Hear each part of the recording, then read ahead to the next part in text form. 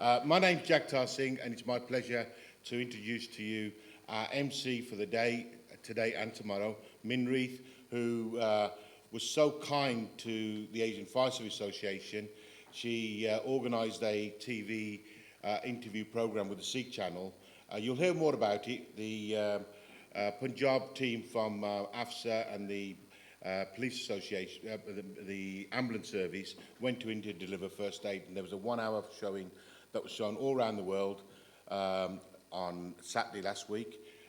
Those of you that can get back home and got Sky, there's a follow-up programme at 2 o'clock on Sunday. So AFSA have now been on worldwide TV thanks to Minreath. So without any further ado, Minreath, your MC for the day. Thank you so much. Thank you. So good morning, everyone, and a warm welcome to you all.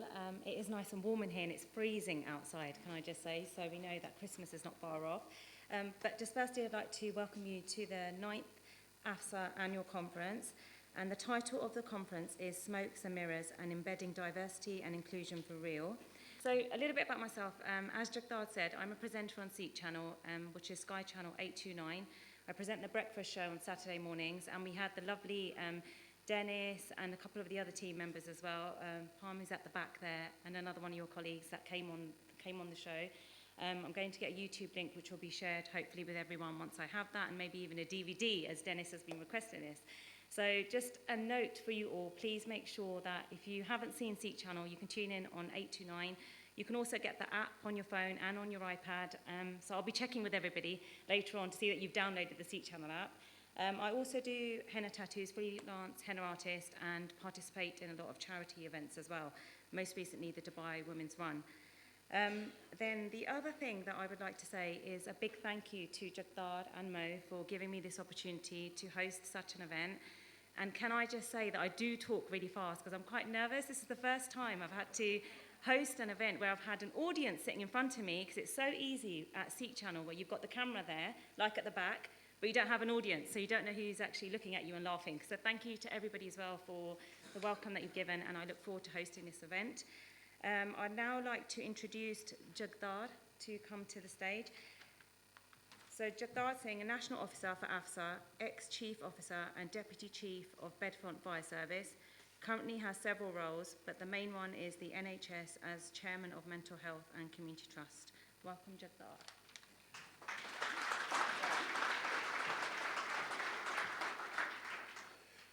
It's my pleasure, really, just to give you a little bit of background and feedback to AFSA. How many people are new to AFSA in the room? Quite a lot. So the first thing for me to do is dismiss the word Asian, only in the sense that people see AFSA as an Asian organisation. If you look around yourselves, you'll see that we're a very diverse organisation, and we cover all aspects of inclusion. The reason why we've never changed the name is the brand is so strong, so good, that we continue to work across all the diversity brands and continue to bring inclusion to the Fire and Rescue Service, whether it be in our delivery to diverse communities or whether it be in the recruitment of diverse communities into the workforce. So that's just one thing that I'd like to mention. So AFSA's history is that we were started in a pub many years ago. 4 firefighters in London, 2 who are here in the room. I embarrass them every year. Is Pav and Manjit in the room? If you are, just stand up, please. Just stand up for a second. And we owe everything AFSA is to these 2 guys. It was Pav, Aquala, Manjit, and Dav, who sat in a room thinking there must be more to diversity than being. And they called me over to have a chat with them, and I asked them what they wanted to do and achieve, and this was their dream, to have an inclusive organisation that valued diversity, that would bring support staff and uniform staff together, whereas the trade union organisations were all trade union based. And that's where we've got to now, as a national organisation delivering diversity. On page 9, you've got Dal's blog, And I encourage you to read the blogs. Andrew Lynch is in the room as well, and Andrew will, I'm sure, agree it's a very high-quality document, almost as high quality as Fire Magazine. So to everybody that's contributed to the blogs, thank you very much. I hope you read from them and learn from them, and you look at the blog, particularly with a view of AFSA, who we are and what we do. So it talks about AFSA being a friendly nudge organisation, but we're not afraid to kick the minister now and again, and give that hard edge when that hard edge is required. But that's not our nature. It's to work in partnership and in collaboration.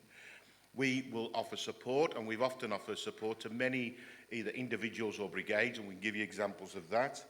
And we will always be people-focused and community-focused. Over the page, we talk about our membership benefits and our key opportunities. So let's just look back on AFSA's achievements. We deliver 3 really good inclusion conference events, which are learning events, networking events, best practice sharing events. Our awards are not there to give gongs and trophies to people. They're there to share best practice. They're there to encourage people to aspire to do bigger and better things. And I think our charity work is a great example of that. When we show people what individuals have done, they go away and do even bigger and better.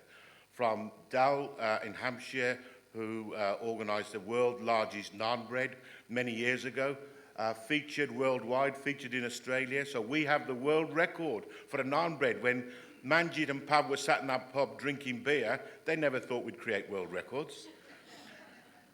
We've just come back from India, where first aid training has been given. You might say, well, why did we go to the Golden Temple to give first aid? We know that our members in this country, our communities, go in their thousands to India. Many of them slip on the marble floors, and there have been deaths in the pool when people have gone to be baptised. So we decided that we can do something on the prevention side and prevent those injuries getting worse and prevent those drownings. And as a result, I'm going to announce it now. Dennis doesn't know this yet, but with Minreath's Sikh channel, we're now being supported to build a training centre of excellence in the Golden Temple where we will train the trainers. So instead of us going and training individuals, we'll train their trainers, and that word will spread across faith communities. And as a Sikh faith is a faith that values all faiths, they will help us to spread the message to the Hindu community, to the Muslim community, to all communities in India. We've set up this year our Smoke and Mirrors report. I'm not going to take any thunder away from that. That is, I'm so proud of that. I was reminded by Mohammed Yogi of the Select Committee report that myself and Wayne did. How many of you have ever seen the Select Committee report that we did? I would encourage you to look at it. It had 10 recommendations in there, and those recommendations, some of them still, one of them had not been achieved, and that was following the thematic review of the Fire and Rescue Service following Stephen Lawrence. We did a thematic review, and then it was agreed that there would be another review 4 or 5 years later. Has it ever been done? No. So we decided that we would do it. In partnership with the Fire Service Research Trust, we have completed a full review of equality and diversity, and we have a very clear action plan. It's still been, it's in draft format. It's been consulted with the Chief Fire Officers Council. It's been consulted with other stakeholders, and we will launch it next year. We've also got further funding to roll it out. We'll talk about that another time. Positive action is back in favour. And I'd like Wayne Rowe. Wayne, are you in the room? Please stand up. So Wayne was volunteered by somebody to be the chair of the Positive Action Group, Task and Finish Group for AFSA. So if you want to participate in the Positive Action Group, sharing learning, sharing good practice, moving things on, Wayne is our rep, and we will produce a toolkit for you all to use. Finally, and I could go on and on and on because I'm passionate about AFSA, I'd like Yasmin to stand up. Here is Yasmin. Yasmin's our General Secretary, and Yasmin will be organising the national conference next year in Manchester. So if you weren't aware, Manchester, you're hosting next year. But with Merseyside, we held a conference about the disproportionate enforcement, legal action against Asian businesses.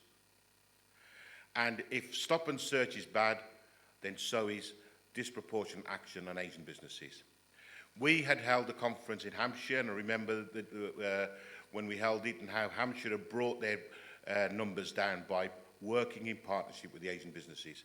So a toolkit's been developed with the National Fire Service Council to ensure that we get the education and training out to Asian businesses, so enforcement isn't the tool that works, it's education and training that works. And I think that's enough for today. We'll hear more and more about AFSA and what we do. So I'll hand you back to our wonderful MC, Manreek.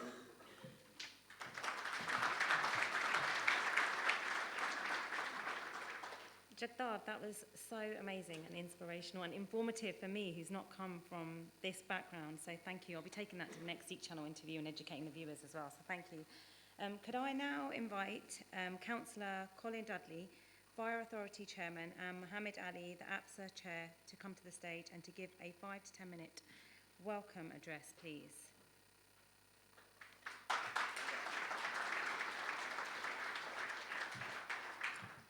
I'd just like to say, as Chairman of the Royal Berkshire Fire Authority, I'm delighted, really delighted, to welcome you all to the 9th Asian Fire Service Association. I'm sorry, we did put Asian in there because it is Asian, and you said lose the Asian, but, you know, welcome to this conference.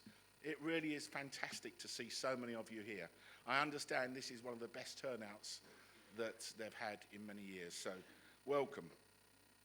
In agreeing to host this conference, we hope that it will not only serve as an opportunity to share and discuss policy and practice, but also, most importantly, a call to action.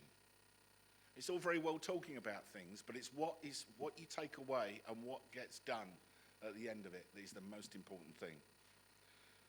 For Royal Berkshire, the next 2 days are very important. It's an opportunity for us to learn and develop on issues of equality and diversity and inclusion.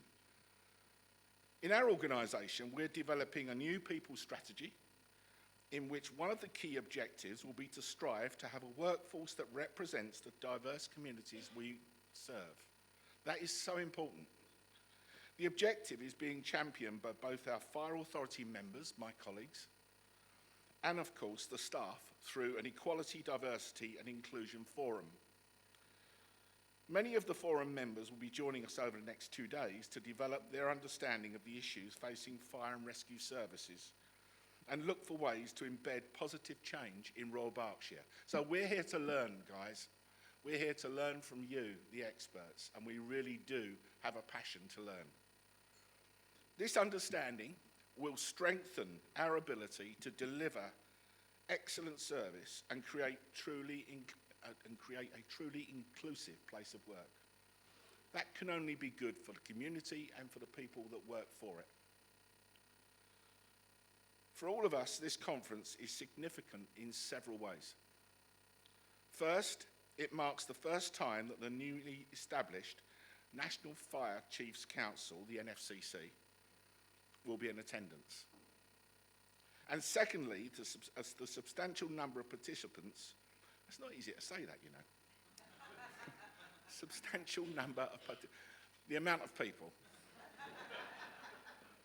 indicates that issues of diversity are crucial for all within the fire and rescue service.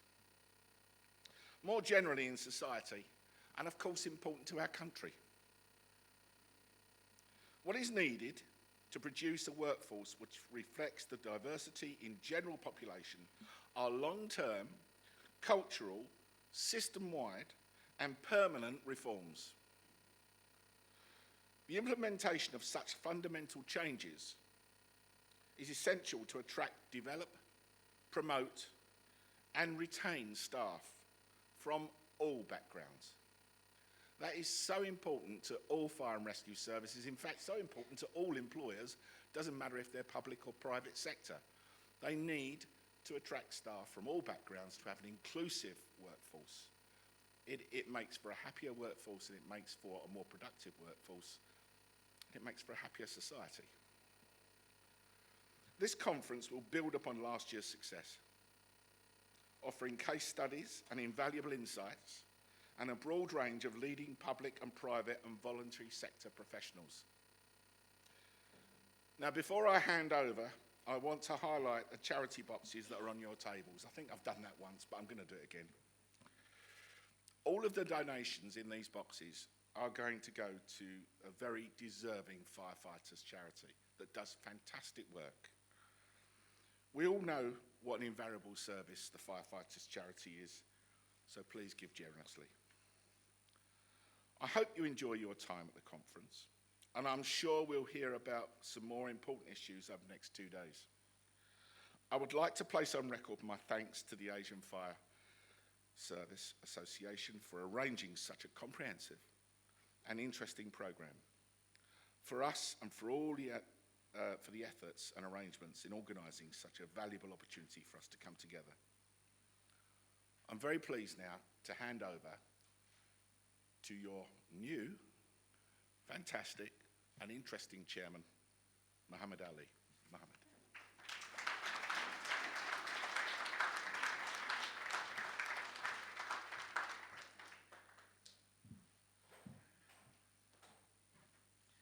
Good morning, everyone.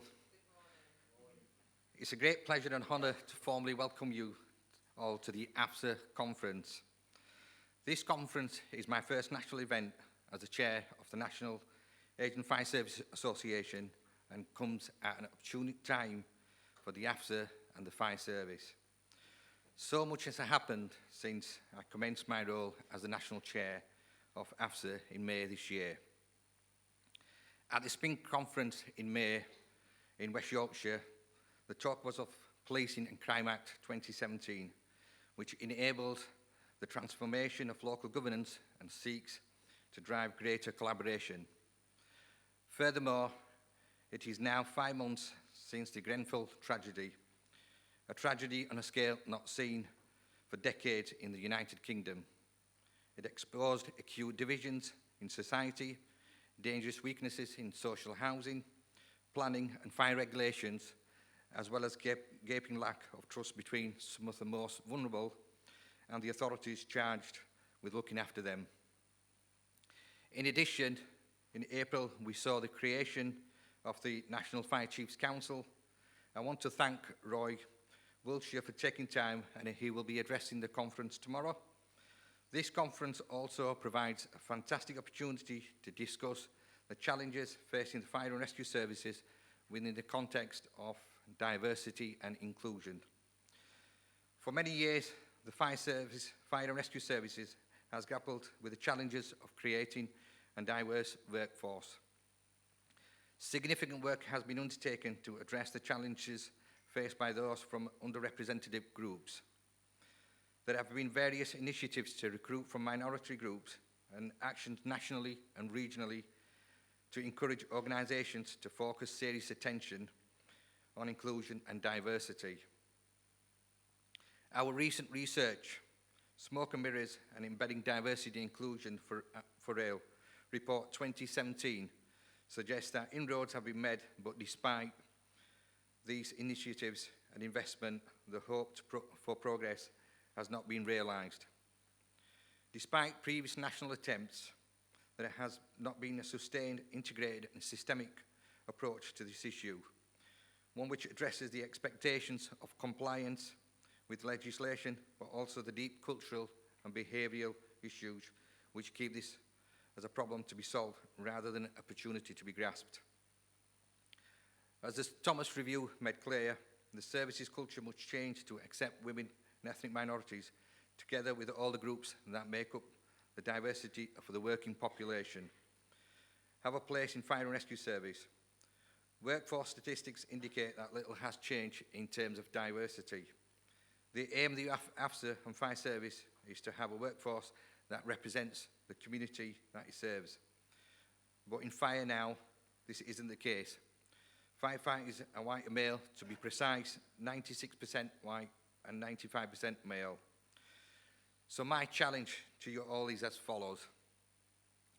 How do we make this cultural shift? What action is needed on career progression, inclusive working practices, and recruitment? With the changes taking place within the fire and rescue services, the need for inclusivity is all too evident. For our part, the AFSA believes we too have a responsibility to ensure that equality, diversity and inclusion are embedded across all our activities and are part of the organisation's culture. I am delighted that we will be holding the awards dinner tonight. This will provide a fantastic opportunity to recognise key achievements and efforts by fire and rescue staff and our partners to raise funds and to highlight the ongoing charitable work undertaken regularly by AFSA colleagues locally, regionally and internationally. Finally, Slough is an inspiring location for our conference, and I hope you will find time to relax, recharge and reflect during the 2 days we are together. So on behalf of the AFSA executive, enjoy the 2 days conference and the awards evening and take every opportunity to network. Thank you.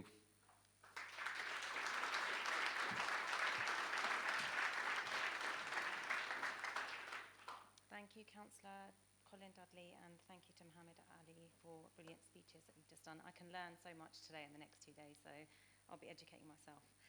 So now I'm going to be moving on to the plenary sessions. So they're going to be beginning now.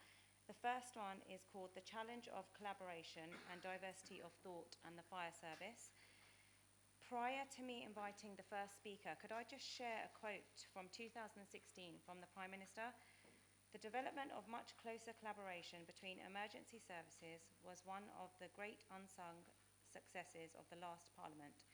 This takes many forms, from basic practical steps, like sharing headquarters or back office services, to radical reform, such as the integration of command and control of response teams. But those areas that have worked together have realised savings and operational benefits. So therefore, the first speaker will address what collaboration entails for the fire service, and I would like to invite Alison Richards, the Associate of Capsticks, to come to the stage, please. A warm welcome to you.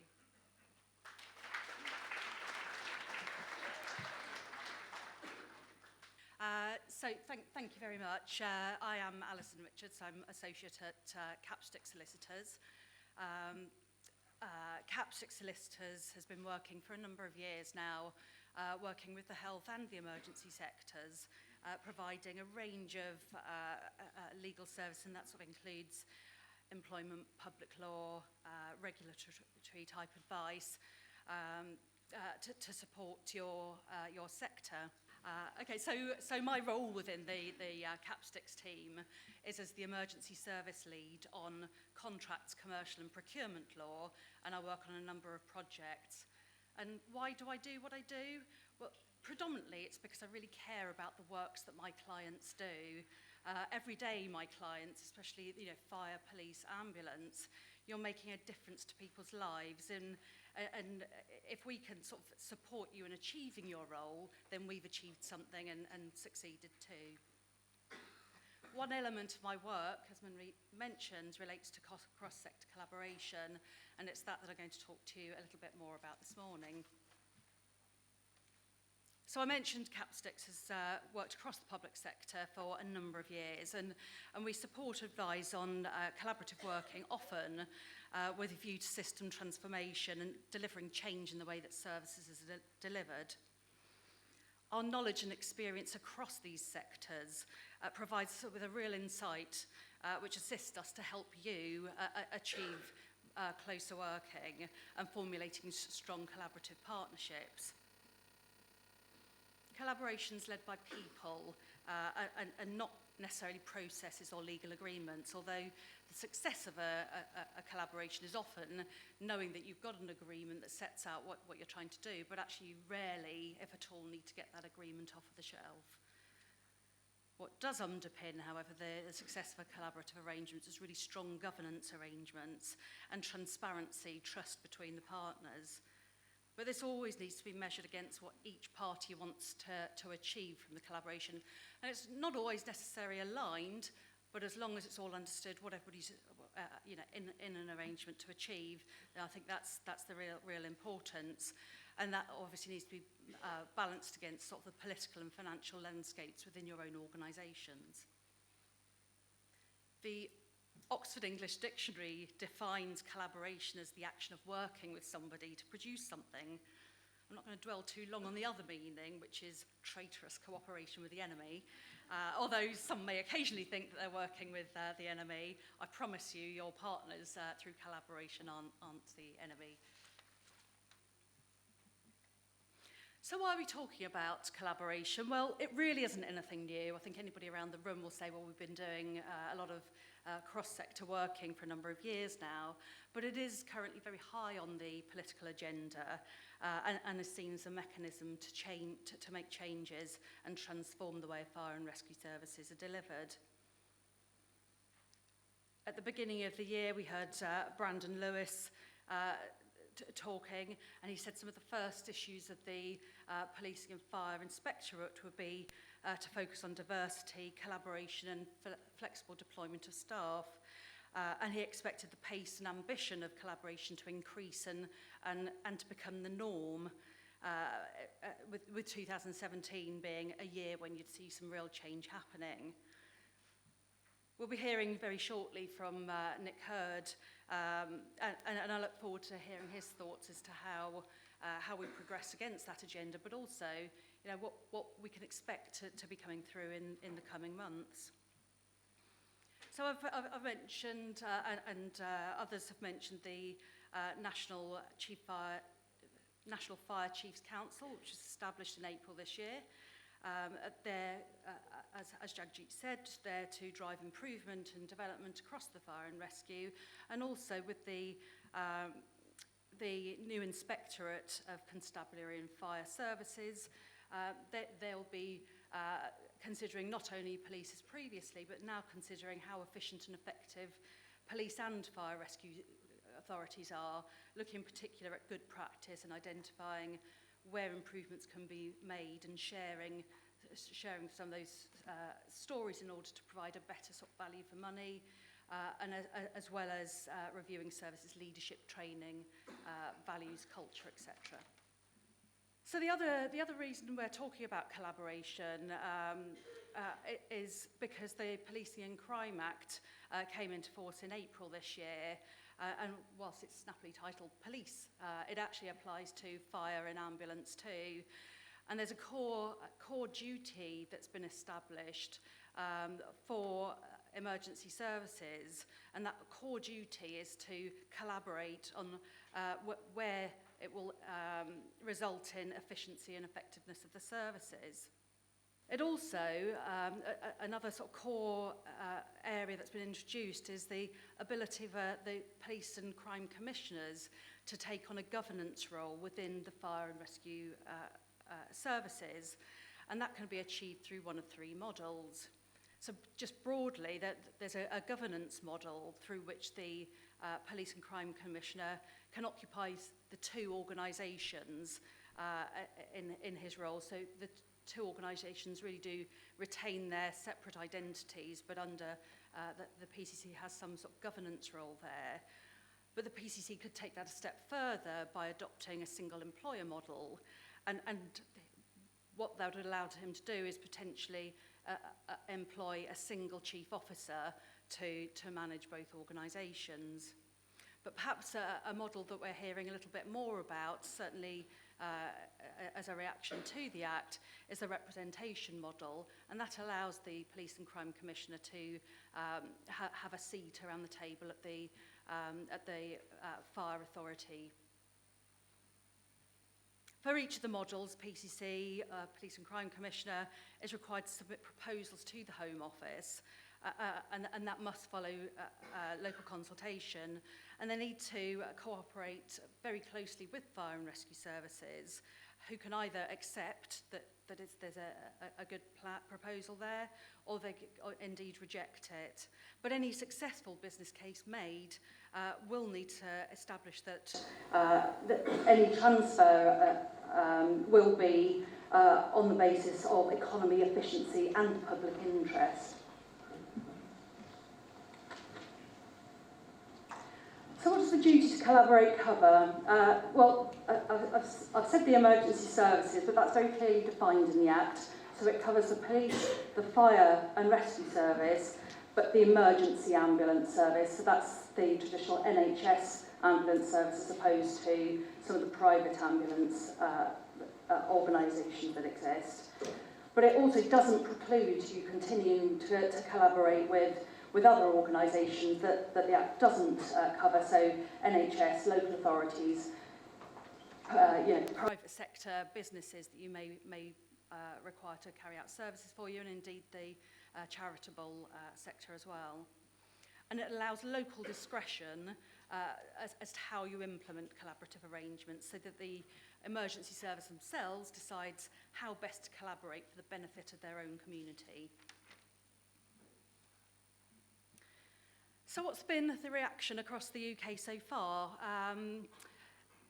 There's only 8 police and crime commissioners that have proposed any sort of significant change of governance in their fire and rescue services. The majority are very much deciding to take a seat on fire authority or make no changes at all. Although proposals have been made, for example, in North Yorkshire to take on fire and rescue, those proposals were rejected by the Police and Crime panel. Both Suffolk and Thames Valley have retained the status quo.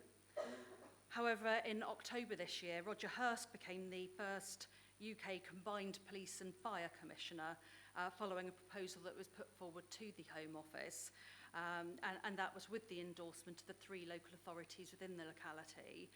And the government very much hopes that that will result in far better collaboration across the patch.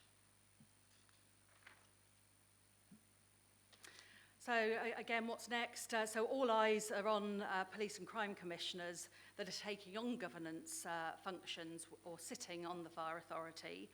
Of those currently proposing to take on governance functions, they include Hertfordshire, Norfolk, Northamptonshire, Staffordshire, West Mercia and Cambridgeshire.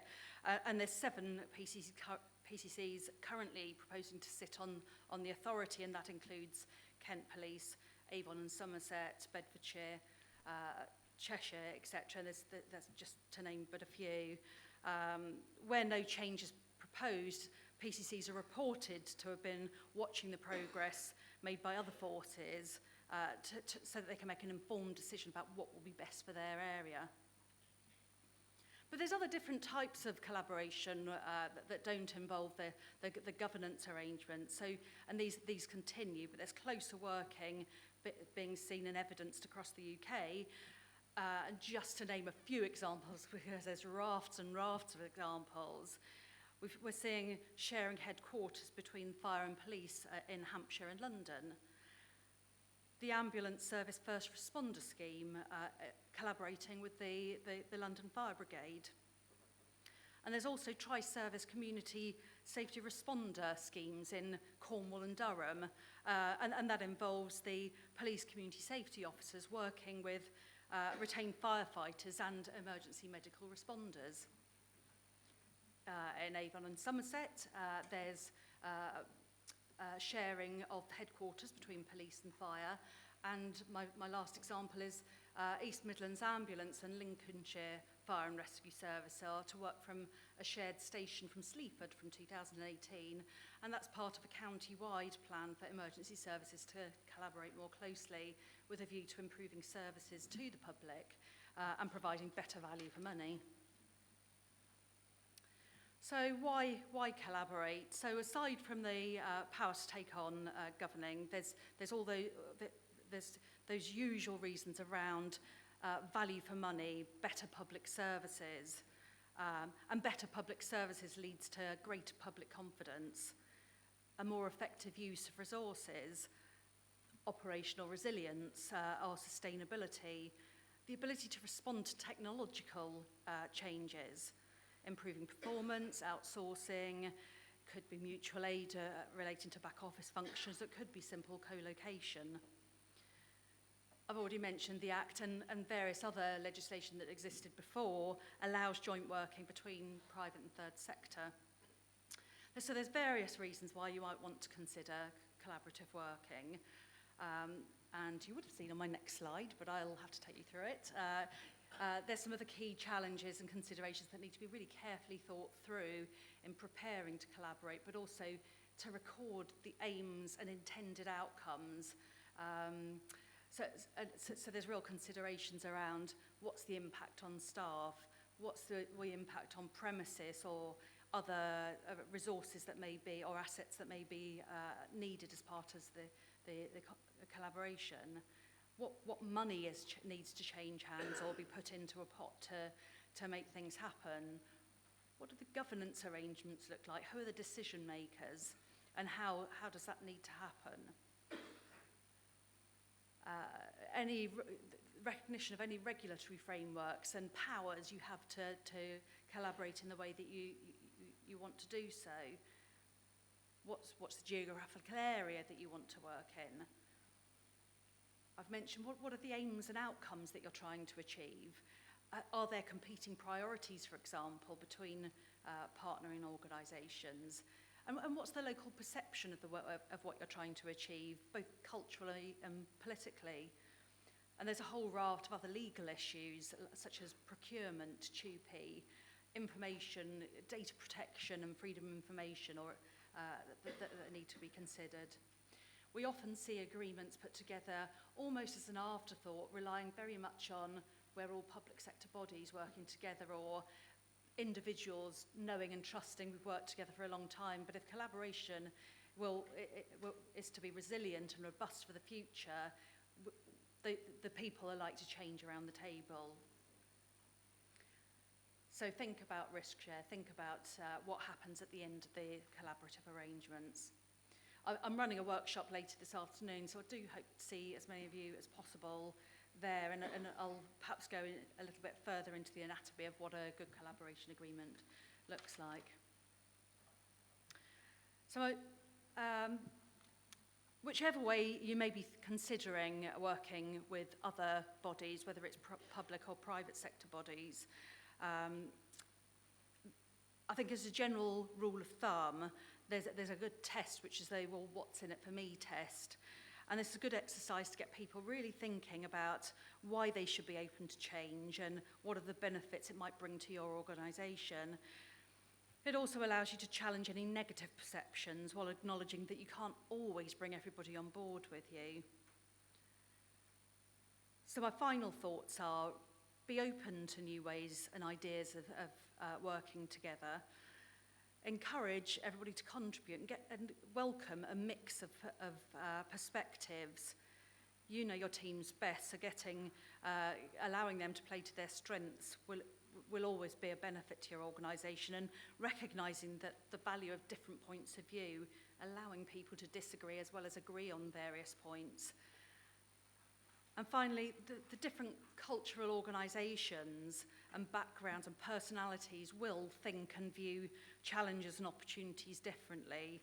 But the normal way and what you've accepted as the way of working now can change, and it's often for the better. Thank you.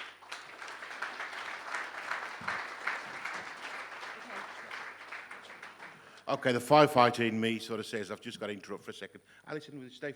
I'll take a few questions. Hello, thank you. That was really useful. I've not been involved in any new collaboration, so that was really insightful.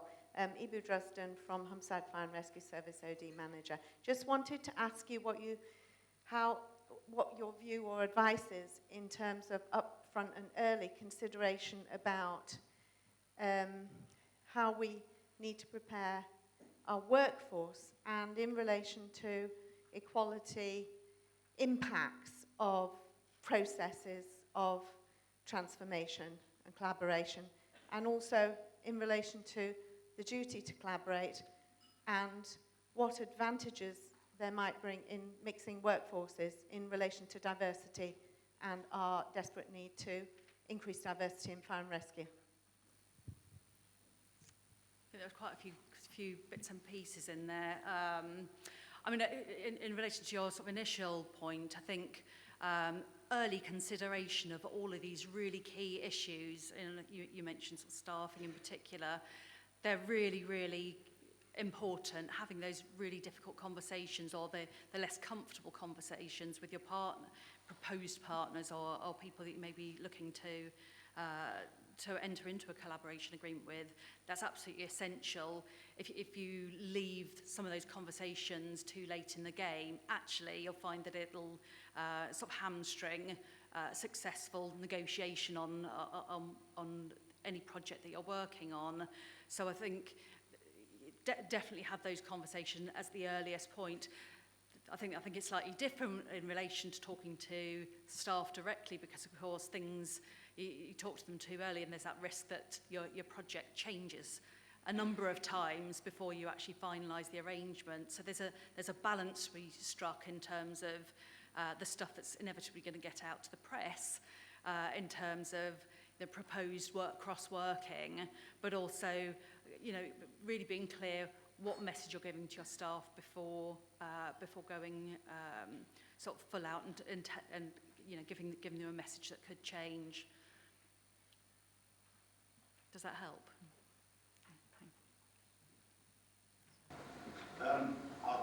My question is related to maybe inclusion. In collaboration and partnership working, you've just highlighted to us too early consultations may lead to some wild horses running and rumours and all the rest of it. But my question is related to where you are collaborating and working in partnership, and there may be a clear impact against certain communities. What about the equality analysis? Where are the pitfalls in not doing that early enough or not doing it correctly? Yeah, I think, I mean, again, I think this goes to the subject matter of why you're collaborating and what your aims and outcomes are. And I think identifying what the particular project is there to do, and really clearly mapping what it is you want to achieve, how you intend to get there, and getting sign-up from all parties around the table to this is what the proposed plan in terms of, talking with different groups, different sectors, different diversities, etc. That's absolutely key, and I stand by those things should be bottomed out as early on as possible. Does anybody else have any more questions? Any questions? Yep. Thank you.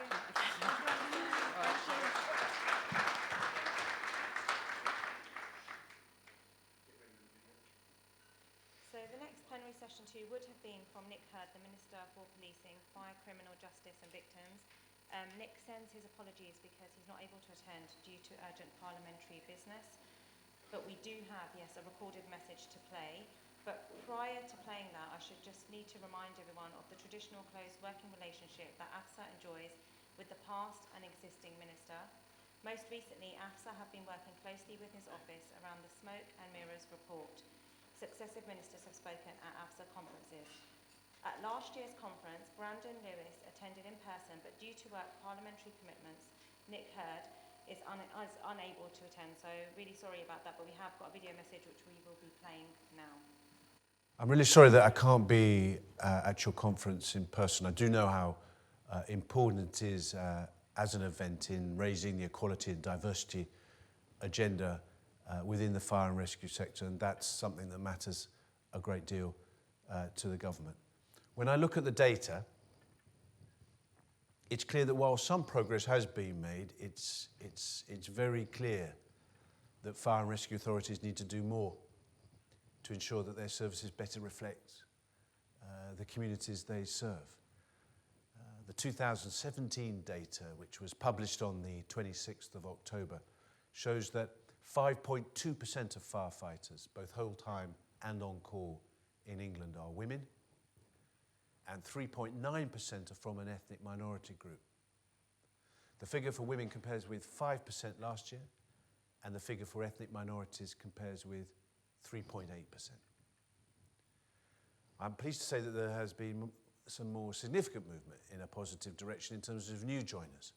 8.7% are women and 5.1% are from ethnic minorities.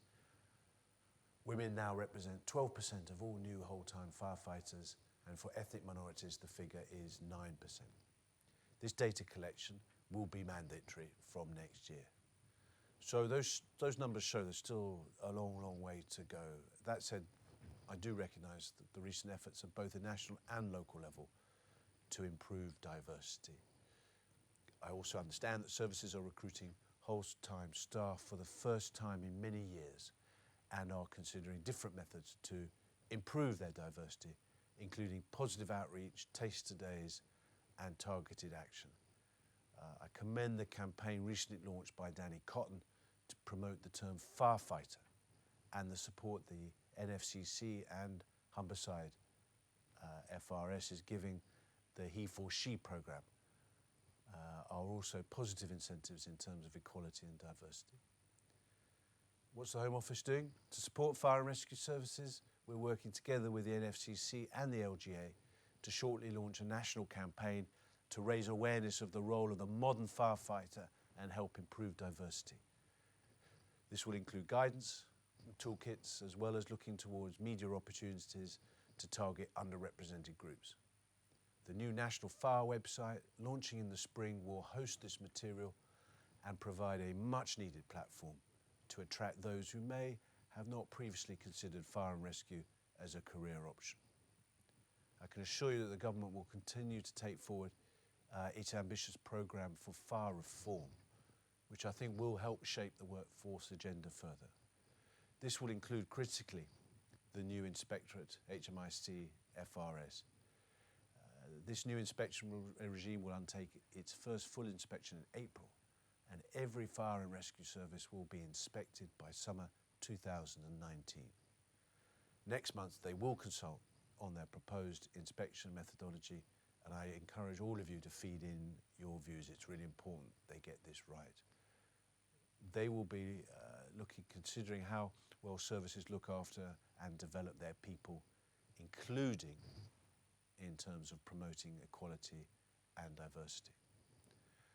We're working closely with the NFCC, LGA and other key partners to develop proposals for the body, which we will consult with the sector on over the coming months.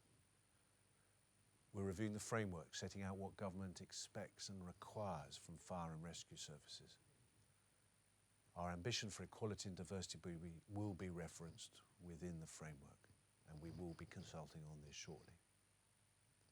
What's more, in the new year, I aim to give a more comprehensive picture of the progress the sector has made with regards to the recommendations made in the Thomas Review, the majority of which were for the sector. So I really do appreciate your continued effort to take forward an ambitious programme for workforce reform. I do hope you enjoy the conference, and I look forward to receiving the feedback from it. Thank you.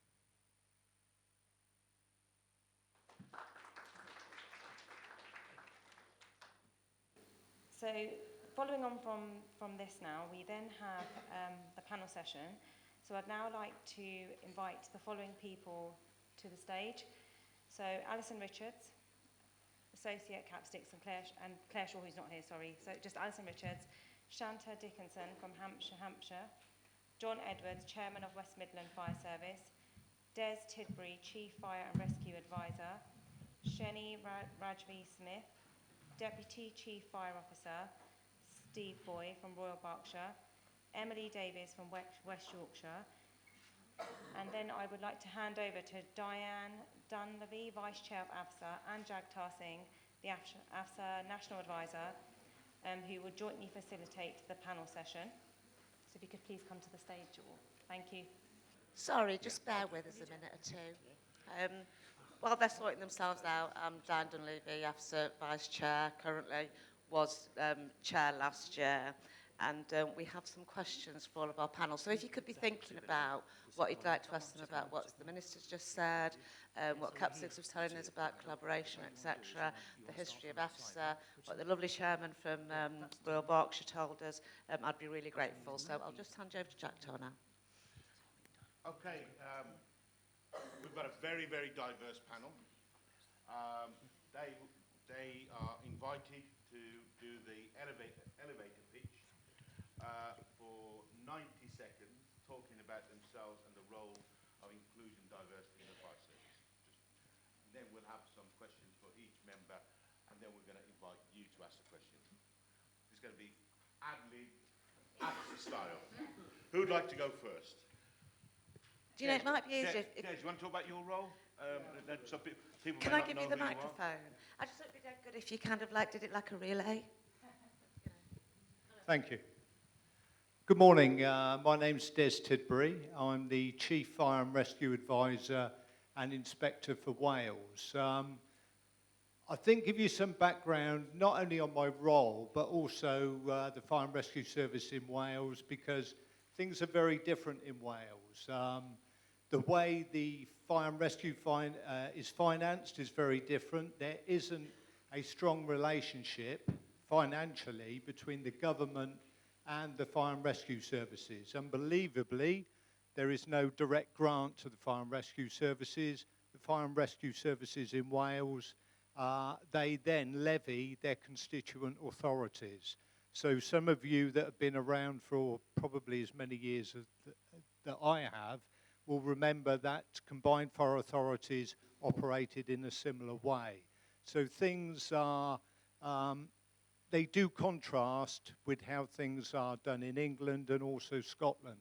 You've also got the fact that the fire and rescue services and the ambulance service in Wales are devolved, i.e. they're under direct control of the Welsh Government. The police isn't devolved. Reach the roof. Is that me finished? Yeah, you got your 90 seconds. Okay, thank you. Who would like to have another 90 seconds? There you are, John. Morning, everybody. My name's John Edwards. I chair West Midlands Fire and Rescue Authority. I've done that since 2011 this time, but I was also chair in the last century, would you believe? You would believe, looking at me, you would believe that.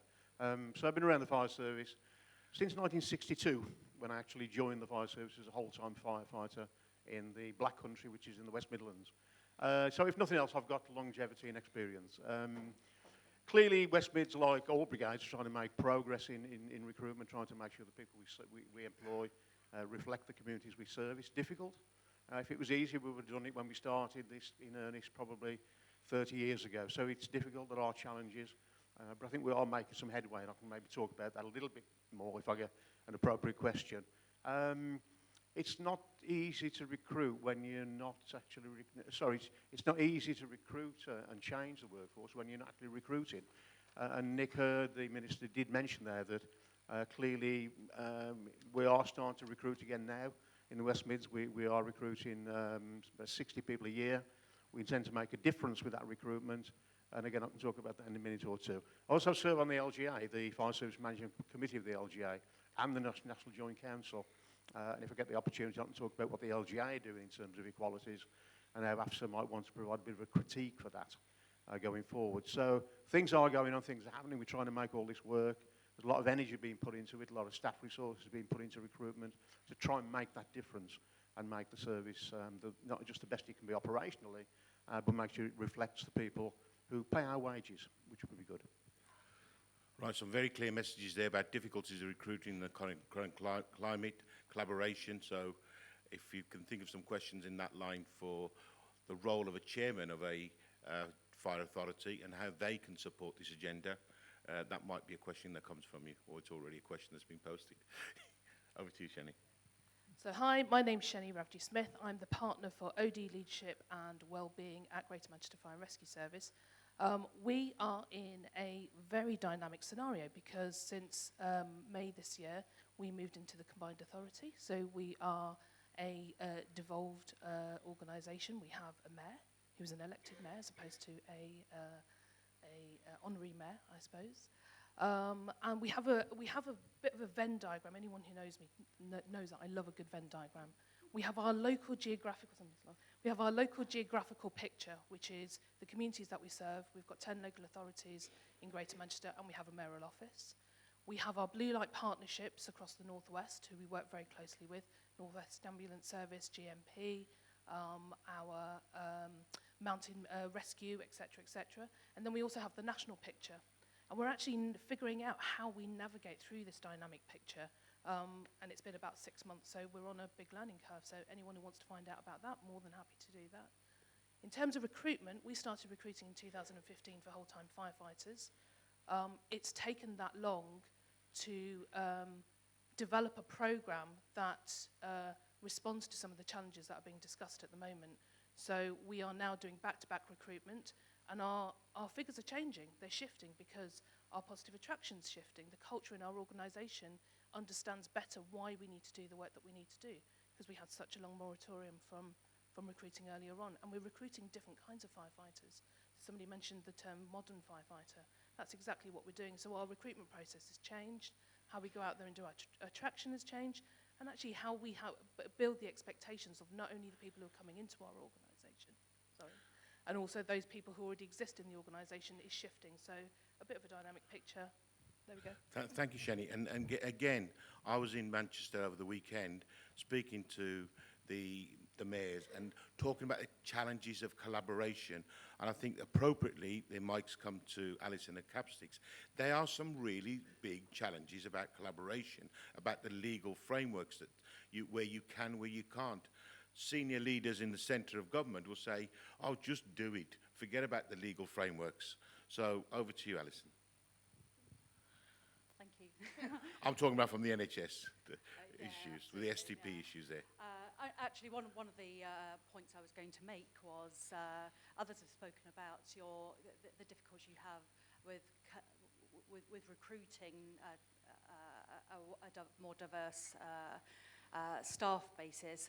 But I guess that one of the other things that I get involved in is how you engage with other partners, so not just other police, fire, etc., but though you can be a bit more demanding about the way in which you contract with your providers or other people you work with, and there's tools you can use to make sure and demand that they also have good sort of equal opportunities and diversity policies.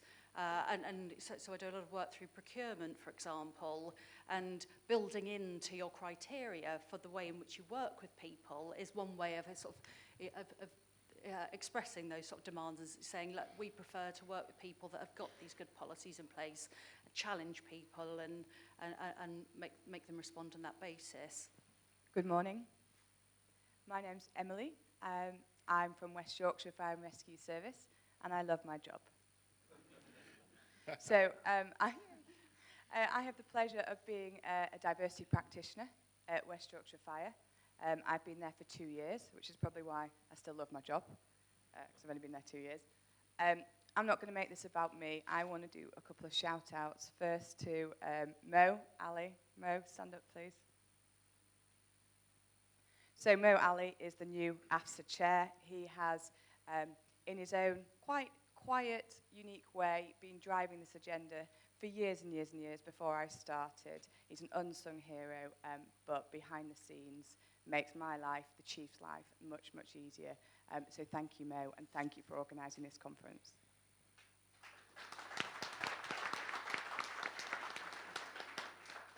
You know what's coming, table in the middle. On recruitment, last year West Yorkshire opened our doors for the first time in nearly 10 years. I'm so, so proud to say that we had applications from over 600 individuals who identified as black and minority ethnic, which I'm really, really proud. That deserves a round of applause. I just write fancy documents. It's not down to me, it's down to the people in the room. So Abid, Hassan, Nasser, stand up, please.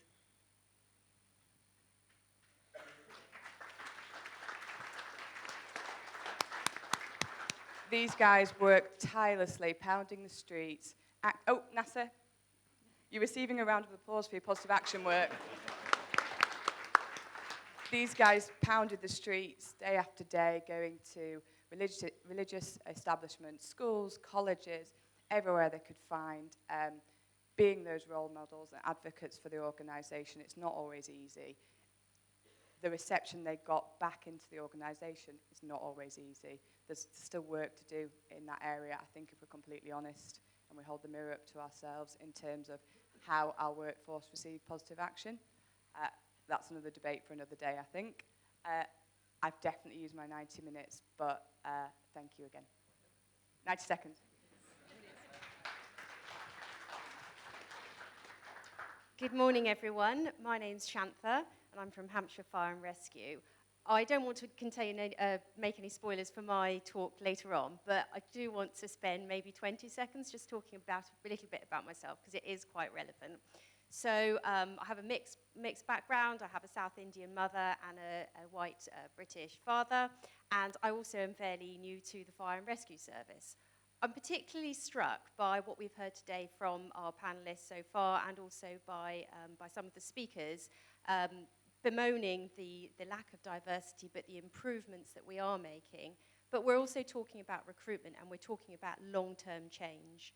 I passionately believe that we have to be concurrent in our approach, so we have to continue the good work that we are doing and look at the longer term. But I also think, and I'll talk a little bit about this in my talk later, but we should be really imaginative and think about different routes and different pools of people, because we, whilst the core of our workforce are firefighters and that changing role, there's a lot of other roles within our organisation, and potentially there are other routes in. So I would just put that out there as, let's be really imaginative and let's be bold.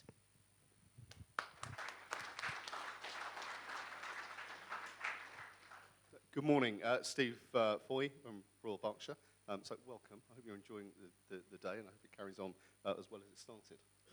I just want to alight on 3 or 4 things that really stand out for me, and some conversations I've already had this morning. I was talking with Adela, who you'll hear later, having a conversation with Sybil at the back there. We were talking, whilst Nick Hurd was talking. You were far more interesting, Sybil, I have to tell you. But some really good questions that get posed around the pace and the step change. So there's something that we have to bring into this, and they're really obvious words that we might all talk about, and they seem a bit obvious, but we talk about leadership, we talk about enablement, empowering people, challenging people, but it's the examples we just heard from Yorkshire, where you actually put people into the situation, where you say, right, get out there and do something and make it different, and that causes real tensions, but you cannot be afraid of those tensions, and that is something we have to make sure we're bringing back from these type of days. Otherwise, it is just a conversation. That's all it is. So for me, coming out of here today is to pick up some of the conversations I'm having. I see lots of people from my own organisation here today, and we have to reflect on what we're hearing and say, so how do you integrate this into your core business? Because frankly, this has to be part of core. It's what we do. Otherwise, you're not connected to the community, or not part of the community. You're just someone who happens to be in it. So for me, that's a key thing that's got to come out of this. Okay, before I pass you over to Diane, I think there's a couple of words that come out of there. Bold and brave, leadership, the role of leadership, and also we want something to come out of this. This is not just a talk shop. We want you to go away with some tools. And I remember when I was at DCLG, we were looking at this issue, and we had the Jack Straw targets. Every chief officer, every board around the country hung their heads in shame because they could not meet the targets. And that was because the targets were unrealistic. They were never achievable. If we'd have worked on them for a century, we'd never have got there because of the low numbers of leavers and low numbers of people we're appointing. We then changed those targets to targets that were self-determined, targets that were in relation to the number of vacancies, and targets that were in relation to the number of active applicants in your community that you could realistically attract from women and BME. Now, I'm sorry if that knowledge has been lost, but that knowledge is still there. So one of the really success stories that I always heard about was London Fire Brigade. London Fire Brigade measured their attraction rates. There was a period of time when London Fire Brigade's attraction rate for BME was 25%. So if you measure your attraction rates, you know the stories you just heard from West Yorkshire, what is actually happening out there, that investment you're putting in, what's happening. Because attraction rates are your first measure to say, yes, we're getting them in to apply, then you can start measure why they're failing, where they're failing. And I will talk about the Workforce Race Equality Standard if I get the opportunity at the end of the panel, but that's another tool that I can offer you. Diane, over to you to invite questions or organise a panel. Thank you, panel.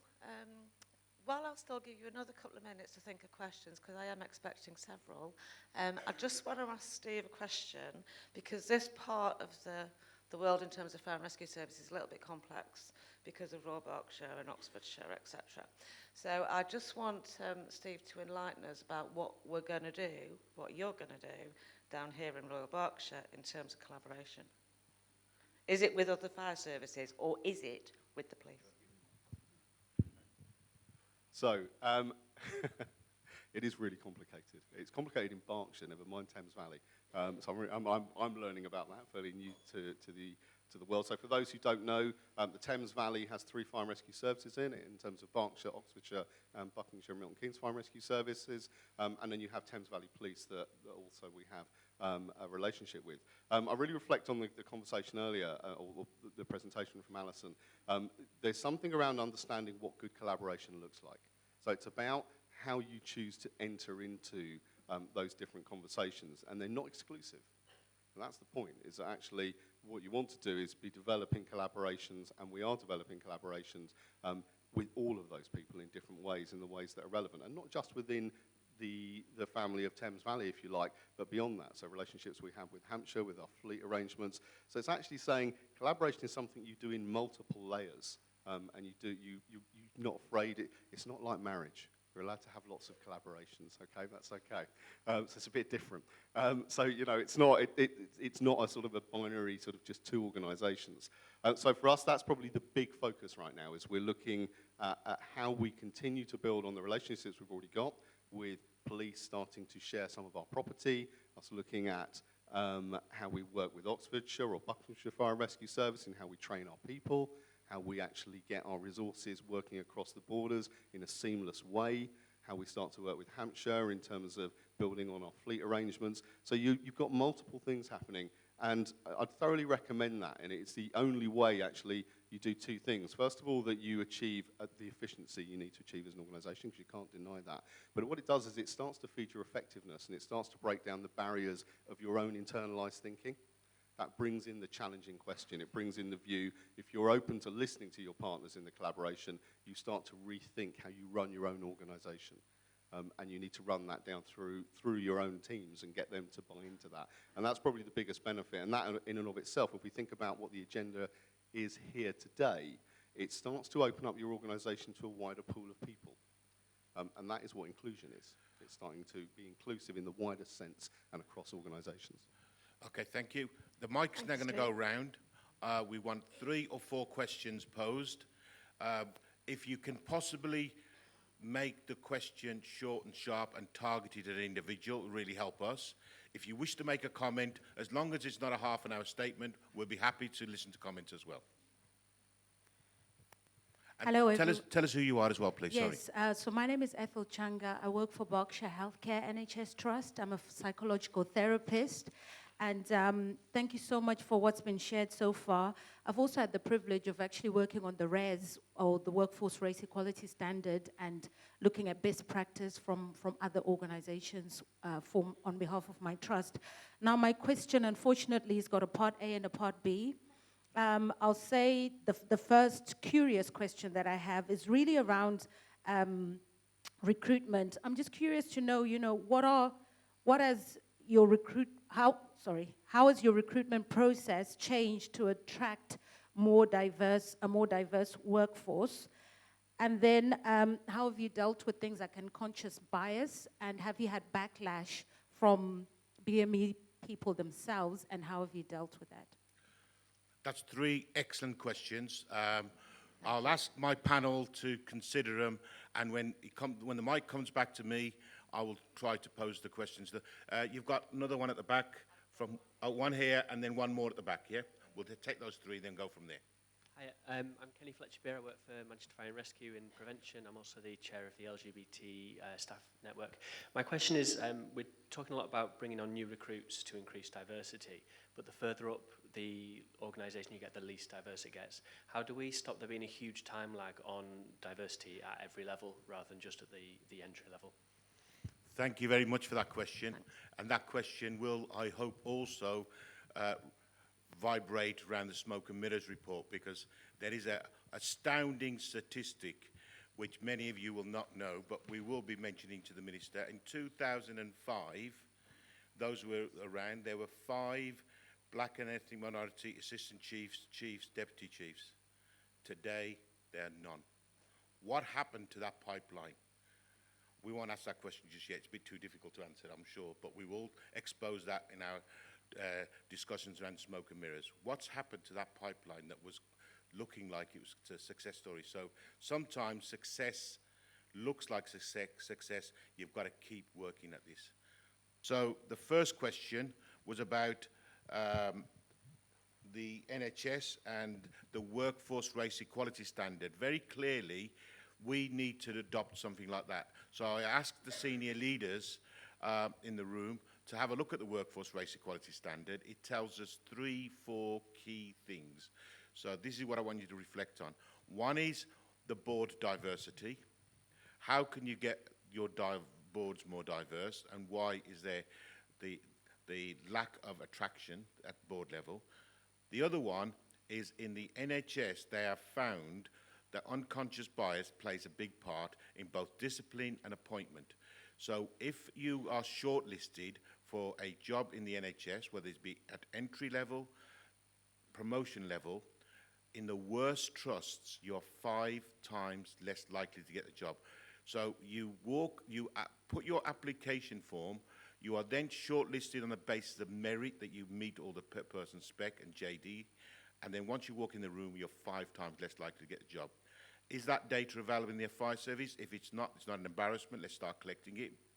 In discipline, we heard at the Manchester conference that the Chief Constable of Manchester said his Asian officers are twice as likely to be disciplined. In the NHS, I'm sorry, it's worse than that. It could be 5 times more likely. So have we done that research in the fire service? Are Asian and BME and women more likely to be disciplined? There is clear evidence there's unconscious bias going on there. So the NHS questions, just need to see if there's a show of hand to try and answer those or take on those issues, and the time lag issue that was highlighted in question 2. So who'd like to take any of those questions?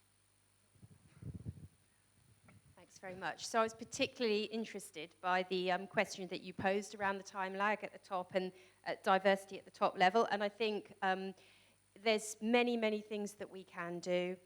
And also linking in Sybil's words about words alone simply aren't enough. I think it is about taking a risk and thinking imaginatively and looking at pools of people that might have skills that we haven't considered before. I also think that there is the aspect of diversity in terms of what's visible, but also what's invisible as well. And in my own home service, I sort of provoked a bit of a laugh at a recent away day when, yes, it was an overwhelmingly white male group of people, but actually amongst those people, considering we were representing our counties, were people from different parts of the country with different professional backgrounds, with different perhaps caring responsibilities. So I think for me, we need to keep both of those in mind. But I genuinely believe that we need to take risks and learn from those. We have examples of people right at the top that have not had a traditional fire background. Give a shout out to Dawn Whittaker, the Chief of East Sussex Fire and Rescue Service. And there are other examples, but it is for us as a national fire and rescue service, as a sector, and within our individual services and our authorities to be prepared to take that risk. Prepared to take that, perhaps risk is a negative word, but that chance, that leap of faith maybe. Okay, there was a question around backlash as well. Does anybody else want to take a question? Right, we'll invite questions from the floor, then any more questions from the floor. Des at the back, and is it Hibu at the back? Hello, Des Pritchard. I previously worked in the Fire and Rescue Service. I now work with the Fire and Rescue Service, Health, Police and local authorities. And I'm really interested in leadership behaviours from the panel, because too often I see organisations having issues because of the behaviours demonstrated by organisational leaders. And they don't role model the correct behaviours to encourage your organisations to be open, honest, transparent, but also encourage people to join their organisations. So I'd like to ask the panel, what leadership behaviours do you model to ensure your organisation is open, honest and transparent and encourages your staff and people to join your organisation? And can you be assured that those behaviours are modelled throughout your organisation? Absolutely excellent question. I'm sure many will be putting their hands up to answer that one. Hi, Ibu Dresden, Humberside Fire and Rescue Service. I was first involved in positive action recruitment campaigns and training in Wakefield Council in the early 1990s. So I've seen it for a wee while, positive action. My question is, well, my comment is that, it's a well-known comment, if we keep doing the same thing, we'll get the same result. And my comment and question is, as a sector, I think we're incredibly conservative in relation to our approaches to positive action and to recruiting diverse staff. So for all of the panel, give us some radical examples, and how radical do you think we should be to get diversity in? How radical do we need to be? That's a real good question, that is. And you know that we've debated that at Westminster Briefing many times on the positive action debates, but let's see what our panel want. We'll give the final question to Tim. Morning all. I'm here officially this year as the photographer, but I'm a founder member of AFSA. Did 28 years as an operational and training fire officer. Married to, usually introduced as husband of Sian. That's how most people Sian know. Griffith's husband. But my short question, which is quite unusual, me being short, not that there's a question, is that combined hat wearing over the years has made me incredibly cynical, because we're still going on about the stuff that we said 10 years ago. And want to know what your role is going to be in reducing my cynicism, please. Because it's long overdue. I'm not happy about it, but it has been hard-earned. So leadership in particular is where that's coming from. Absolutely great question. You talk about great leadership, and it's absolutely necessary. And a lot of the great leaders are maybe a watch officer or the mess manager that actually gets the bigotry off the watch, or the pornography off the walls or whatever. But where there's integrity, it's from the top. And they talk about leadership. If you're following what the incumbent politician's saying, then in 4 years' time, it'll be on a different tack, and that is not integrity. That's the cause of my cynicism. Sorry. Stay standing up, stay standing up. You can't stand up and be a fantastic champion of diversity in the past and not be acknowledged. Many of you will have forgotten that Tim Hoy was at the front end of battling discrimination. Tim Hoy managed to change the British Fire Service attitude towards diabetes. And when you think you're too small to make a change, remember the motto: if you think you're too small to make a change, share a tent with a mosquito. This is one mosquito you don't want to share a tent with. Round of applause for Tim Hoy.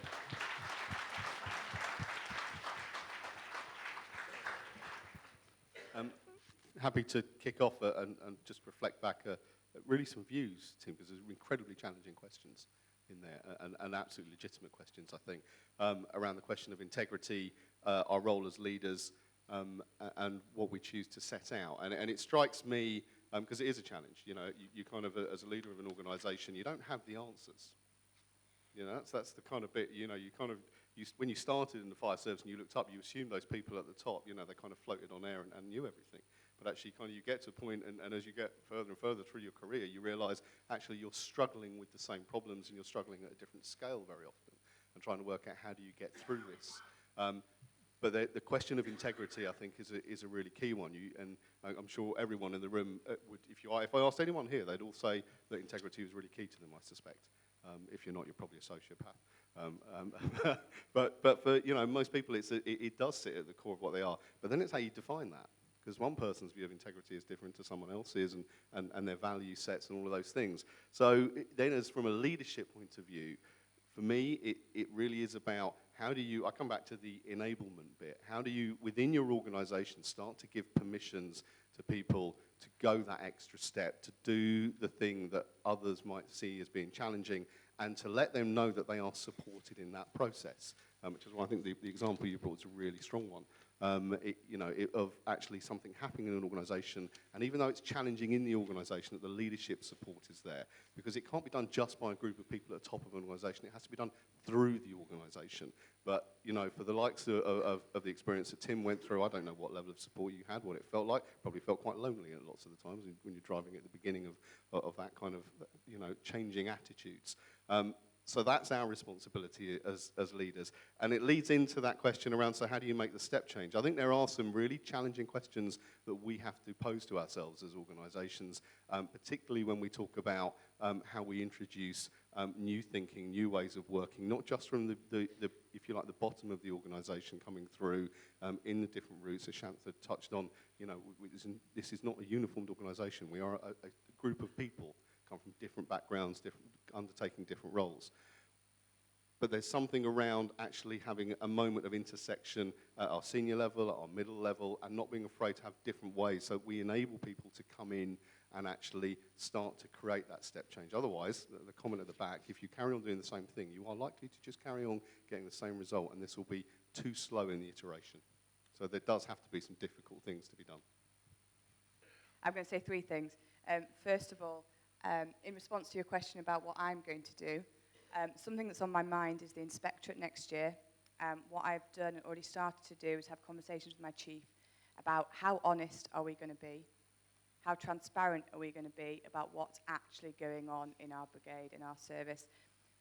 Correct me if I'm wrong, but in some brigades, I think we have a tendency to gloss over some stuff, roll some stuff in glitter, perhaps, distract over here, and tuck some other stuff under the carpet.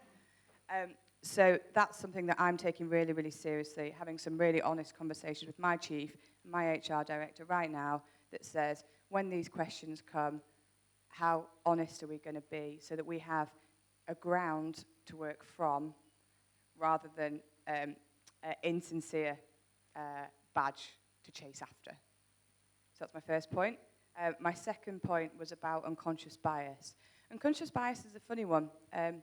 It's quite a trendy term. It's been bouncing around for a few years now. Different reports critique it. Some papers really like it. For me, it's how that conversation's had.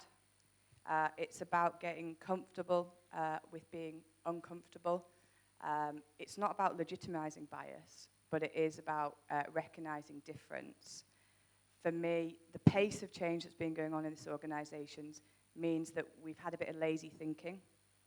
We look at our leaders, so to the question about promotions, we look at our leaders and we look at quite a surface level because we're making quick decisions, and that's when the bias comes in. We don't stop and really think about what's informing those decisions. What are we valuing in terms of leaders? So I think that is definitely a barrier. I think it's the pace of change that's been going on in the organisation. I'm not excusing that bias, but I do think we have to recognise that there has been some lazy thinking, but not necessarily because people are just biased, but actually because of the pace of change that's been going on. In the interest of time, Sorry. Hold on to your third point. Thank you. We'll pass that on another time because we've got so many other people wanting to come in, and I'd like people to have the coffee break at the right time as well. Okay, just one thing I wanted to, I'm obviously not working directly within a fire service, but my organisation does work with the AHEAD partnership, and we're involved with West Mids Police, West Mids Ambulance and the fire service going into schools, and it was very much resounded from some of what Emily was saying here. So we go into schools and talk to them about careers, but we specifically take with us lawyers from my organisation, from whether they're partners, senior partners or juniors just coming through the training process, and talking to young kids, sort of 16, 17-year-olds, about what the opportunities are out there, and going out with the fire, with the ambulance, and sort of seeing really those opportunities out there and the different skill sets that it brings, not just the operational staff, brings some real value to that too. But I do think there's an importance in making sure it's not just the sort of the low-level guys that are just seen. It's got to be a message coming all the way down the chain. I agree completely with you on that. For me, just a couple of real basic comments about leadership. The first one that I'd really like to get across is for leaders. I don't think we do enough to develop people below us. We often, people used to say to me, "Oh, I would want to do your job. You're always in the spotlight, da da da."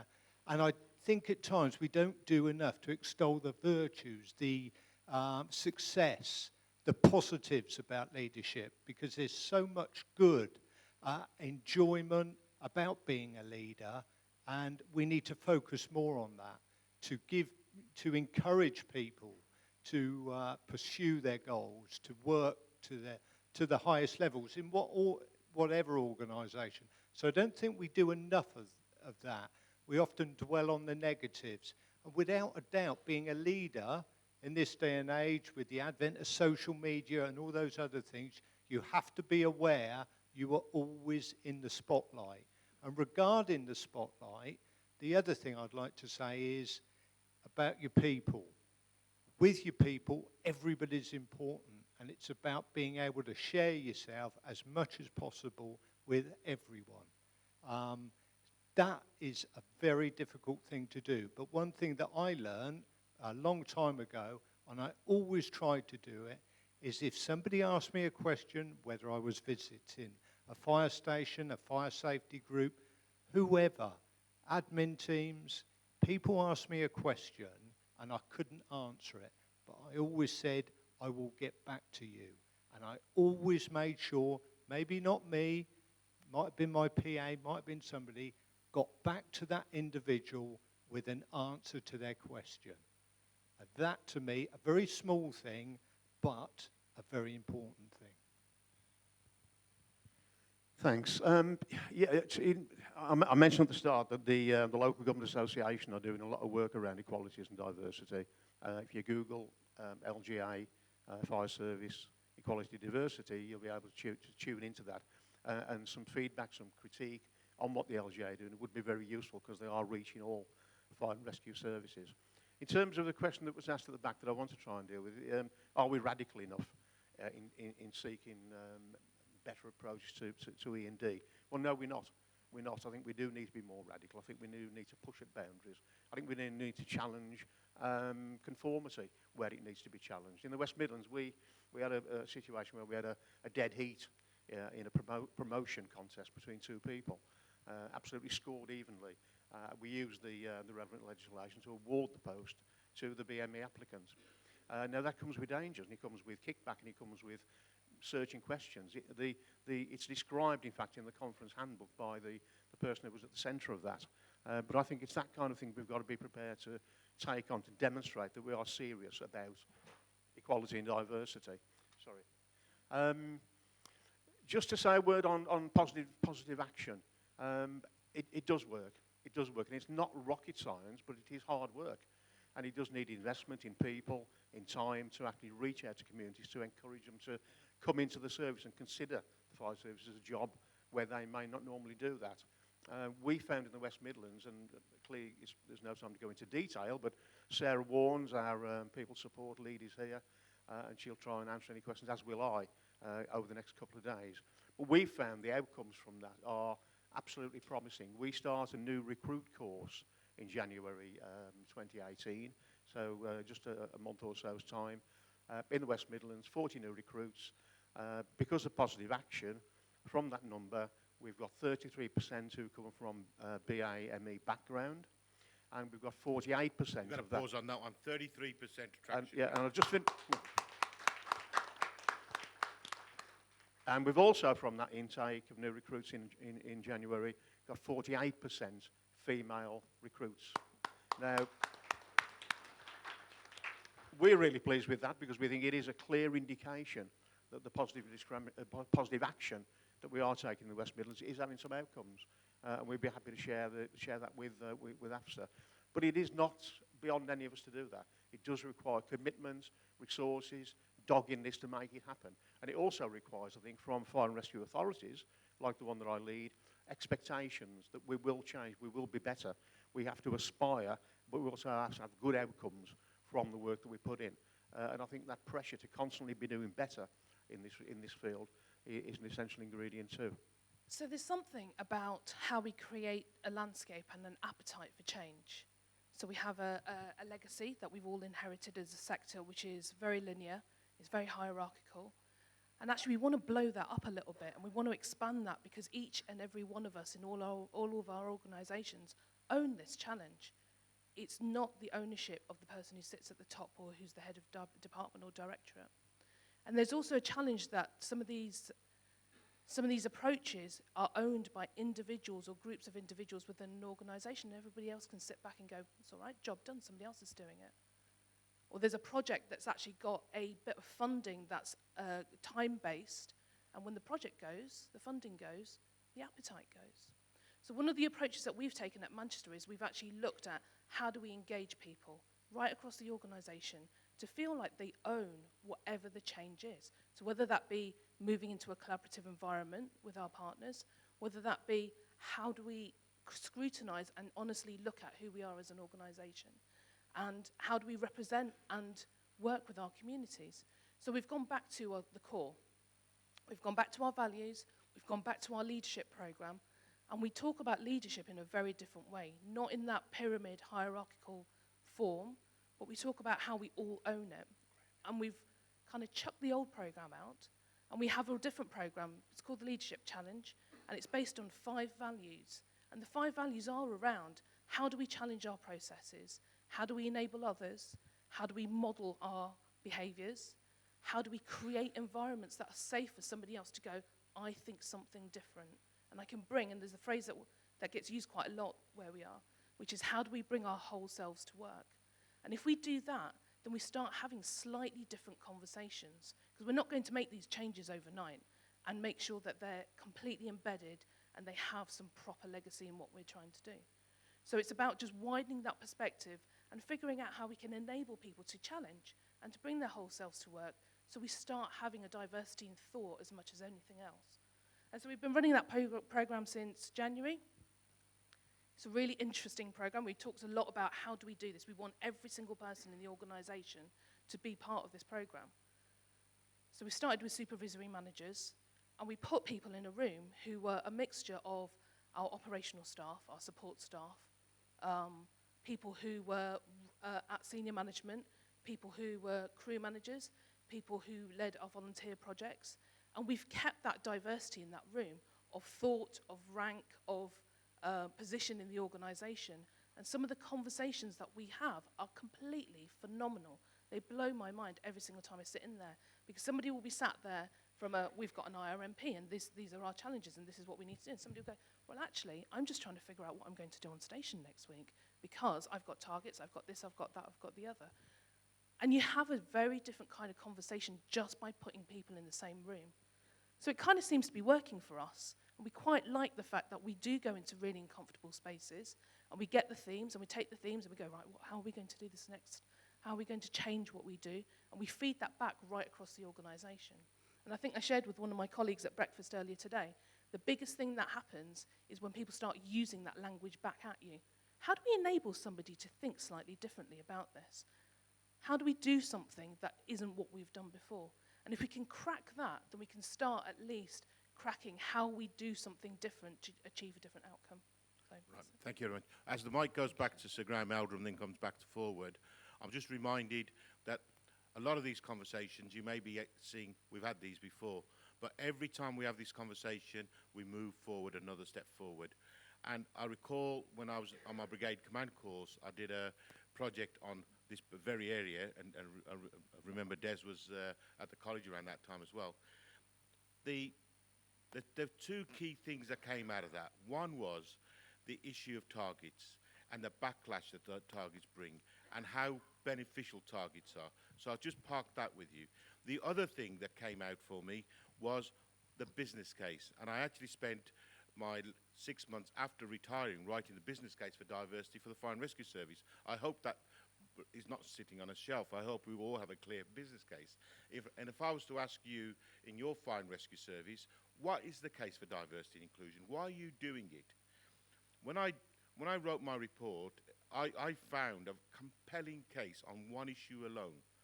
There are many issues, many reasons why we do it, and that was in Atlanta, Georgia. In Atlanta, Georgia, in 1960, the workforce was 90% white. The community was 90% African Caribbean. Deaths were about 60 a year. Through affirmative action, a much harder tool, a much better tool for making a change, over the next 20 years, they changed the workforce to 40% black, 60% white. Fire deaths fell to 10 a year. 40 people alive a year because they had a more diverse workforce that understood its community. Very similar story, actually, from the 80s when West Midlands Fire Service moved from a reactive service to a proactive service in doing, going out to the service and doing prevention work. Around about 50, 60 deaths a year in the 80s, and now less than 10. Diversity works. Diversity saves lives. Let's keep it simple. If you start to make these complicated business cases that don't stack up, then you will get a backlash. But have some case studies that demonstrate that to you. Demonstrate how you've saved lives. So the mic is now with Sir Graham Meldrum. I can shut up. Thank you, Jack. Thank you.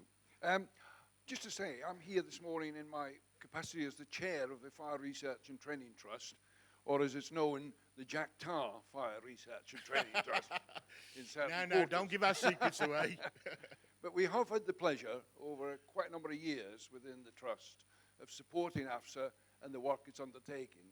And Jack's been a great advocate for you in getting funds from us. But unlike many other speakers that will come to conferences like this, we have, within the Fire Research and Training Trust, got funds. We want to support research within the Fire and Rescue Service, and the diversity, recruitment from a wider range of the community are areas that we're very keen to get involved in. And as I say, we've done so in the past, but the thing I'd like to go over today is that we also welcome the submission of bids for funds for research and training, because all of the stuff we've heard about this morning, the way forward is research. We've heard that point being made, are we doing the same thing over and over again, and what are the results? Well, the only way forward is to know what is causing the problem, research it, find out what it is, and then the solution. And my point to you this morning is really to say, if you have got ideas, if you have got thoughts, look up the website for the Fire Research and Training Trust, because we've got the funds to give you if you make a good case. Can we just say, add a little bit to that? If you've got the good ideas, come to AFSA and we'll support you and we'll make a joint bid. But let's just talk about Fire Service Research Trust as the mic comes forward. You don't need phenomenal amounts of money to do this work. Fire Service Research Trust gave us £5,000 and we joined with the Garnet Foundation, those of you who remember that, role play, equality and diversity in the dock, and that really brought some learning to the fore. Then they gave us some funding. Put your hand up if you've seen the Asian Fire Service Association Community Handbook, which talks about faith communities and talks about how to engage with communities. If you haven't, that's sad, because that is a really fantastic document. Please request it. You've got our emails from AFSA. We'll send them out to you. We can make them bespoke for your service. And that way they look for your service and made for your service that can be made bespoke. I suppose the best one was obviously the first one with the East of England Equality Diversity Officers, but then we developed it in Derbyshire and Staffordshire, and Staffordshire have got a really comprehensive one, so you can ask Staffordshire for their copy. And recently, I still want to do the plug for Smoke and Mirrors.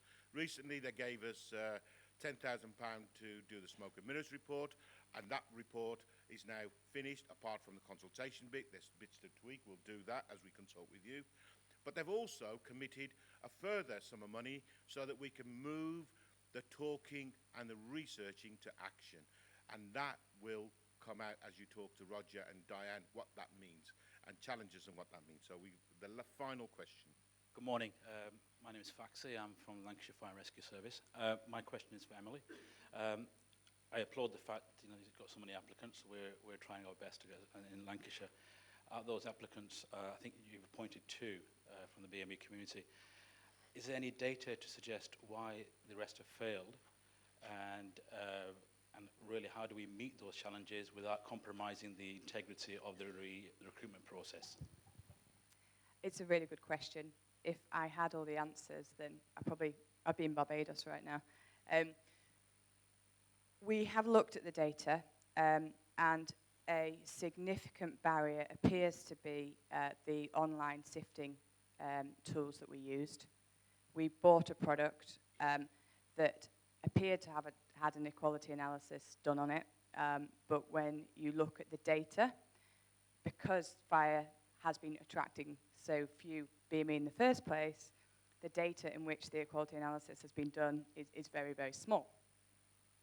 So we're in a situation now where we have 3 stages of online filters provided by one product, and there is a specific test called the situational judgment test where BME candidates had a disproportionate impact on BME candidates. So what we're running at the moment is some focus groups with said individuals who dropped out at that stage to find out what barriers they experienced, because it's very hard for myself to kind of perform that piece of work. We need the research from the applicants. So that's the piece of research we're doing at the moment. So I don't have all the answers, but it's the online tests. The other thing I think is managing people's expectations about the educational attainment that we do need to join the fire service. It is a war for talent. We are looking for the best of the best, and we're looking for a really well-rounded candidate. And I think we were so keen just to drive volume that we might not have managed that volume in terms of expectations of educational attainment. So effectively, we need at least GCSE, maths and English. But we might have, because it's first year, we might have just been so obsessed with volume of, have you got 2 arms and 2 legs? Please apply, rather than managing the expectations of the educational attainment as well. Okay, now for the 1-minute elevator pitches. I heard, I'm going to do, or a comment. Pass it to your panel members, whoever wants to go first. Poor old Steve Thanks, gets it Steve. first. Steve's the host. Yeah, okay. So just making a few notes, and I'll make a challenge to the room, actually, I think. For me, there's something around not relearning something that's going on repeatedly in a large number of fire services. So there's 2 or 3 examples we've talked about today. It's quite feasible that some of you will go back and try and repeat and recreate lots of material and lots of ways of thinking that's been done elsewhere. Do you know what? Don't do that. Go steal it from someone else, because most of the stuff we try and do has been done already. So that's something about how you create momentum and pace. So there's a real key thing there for me. There's something around the challenge, the personal challenge, challenging preconceptions. We talked about unconscious bias, sort of seeing it in your organisation, trying to understand it, and challenging yourself and challenging your own people in your organisation about what you're really doing. And are we getting this embedded in our thinking in the everyday of what we do? And I guess, so for me, that as a leader, the leadership question comes down to enablement and enabling people and having permission to go and do something a bit different and not being worried too much about failing. Because it's okay to fail, but fail early, learn, move on. And then the last thing is a bit of a challenge for people in the room. So when I look around the tables, and I'm really sorry, teams that I have previously led, teams that I currently lead. So when you look around, what you'll find is you form little villages of people you know. Okay, and groups that you set up with. And you'll spend the next 2 days in that place. Thank and you, yet we Steve. talk about sharing. So I would move around. I will not be so generous with the others. You're the host. You are allowed 2.5 minutes. 1 minute. I'll beat you. I'll do 30 seconds. Oh. So one comment from me, without repeating anything that's been said already. Most of the, well, not most, everyone in this room will get what we're talking about and will be passionate about it. And there'll be lots of people in our services that feel and believe the same things as us. So, yeah, praise is great, and we'll love a pat on the back. But actually, what I think we really want to be doing is attracting the critics and actually making waves and getting people talking, because the measure of how radical we are and how new and different the things we are is probably how much press with a small p, but how much people are actually talking about it. Be that good or bad, that's got to be a good thing that people are talking about it. Absolutely fantastic comment. Let's bring a critic next year. When we held the conference in West Midlands, we had the BNP threatening to come along to the conference. On our Facebook, we said, come along. A really simple one for me is don't forget the whole system.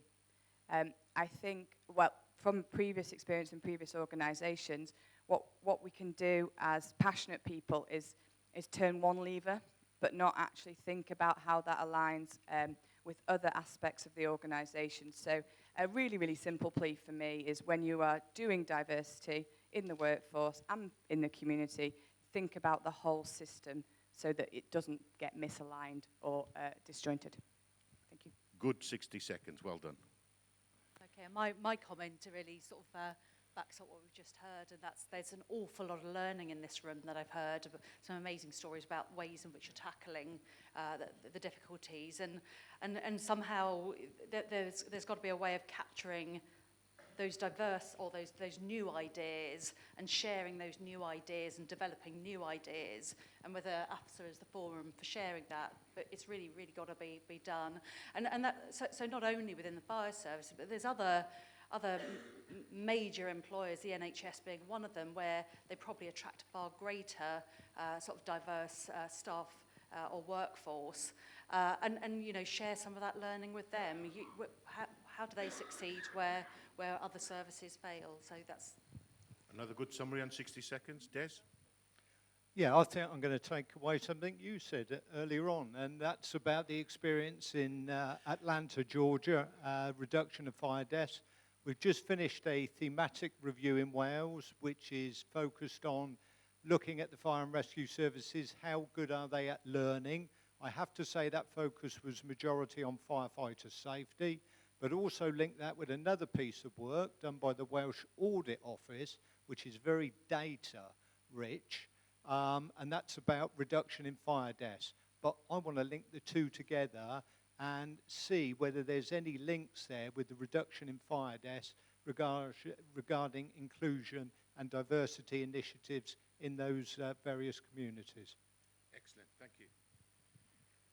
I think we need to recognise that there's a real opportunity out there at the moment. We've had nearly a decade of stagnation in recruitment, but while we dealt with unprecedented cuts in fire service budgets, we've now reached the point where we're so depleted in terms of staffing that we have to get out there and recruit. So there is a real opportunity within that, I think, to apply some of the things that we're pretty sure do work. And that's the positive discrimination, it's the outreach, it's the taster days, it's talking to communities who wouldn't even dream of providing applicants for firefighter posts and saying, this is a job you can do. Yeah, it's still, being in the fire service is still a challenging job. There will still be sharp-end response that is risky and dangerous, but it's a lot wider than that. And it needs more skills than just to cope with that aspect of the job as well. It needs people who can empathise with the communities, who look like the communities, who can get out there and develop all of that prevention activity, the health and well-being work that we're doing now, and make that really work. But we can't do that if every time a fire engine pulls up on an estate, 5 white men climb out of that appliance. We have to have people who reflect our communities. And I think we've got a real opportunity to do that, because we are now bringing people into the service in large numbers, certainly larger than we have for the last decade. So let's seize the opportunity. That's what I think we should do. So I'm the last one. And have 60 a bit of a seconds. challenge. Thank you. So I think it's a really simple challenge to every single one of us, because we are the early adopters. We get what this challenge is figure out how to have conversations with your staff groups, with the people that you work with, because every single one of those people are also going to be members of the community you're trying to attract. They're going to be residents as well. Capture that hearts and minds and figure out how to bring that energy back into the organisations. And by unlocking some of that in a slightly different way, you might get some really unexpected outcomes. Thank you. Excellent, Jenny. A round of applause for our panel.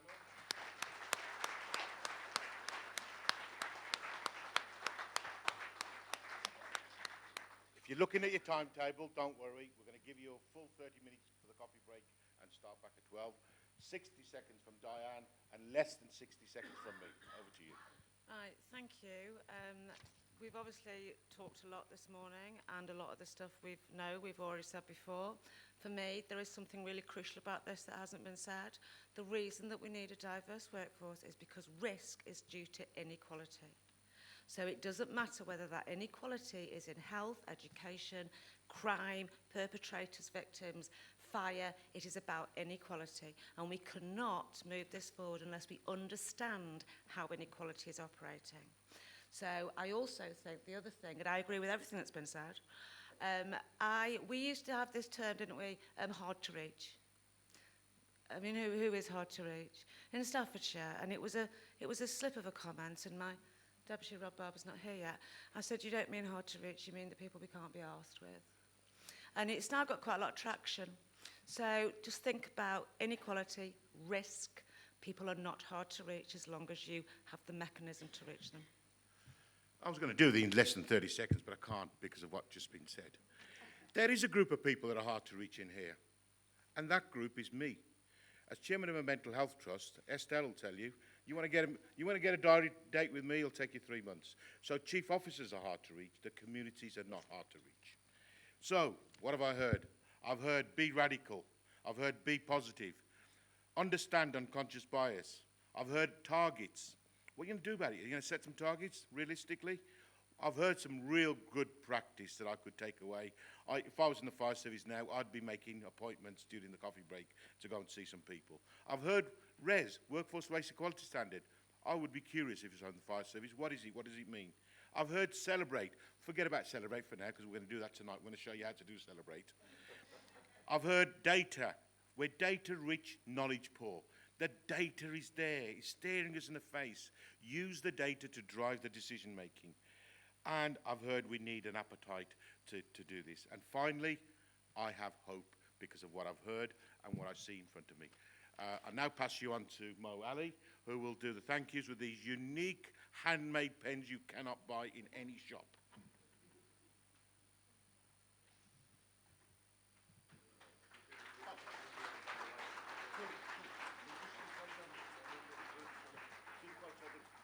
We just want this one photograph of you all, and then once the photo's taken, Tim will put his hand up, you can have a copy.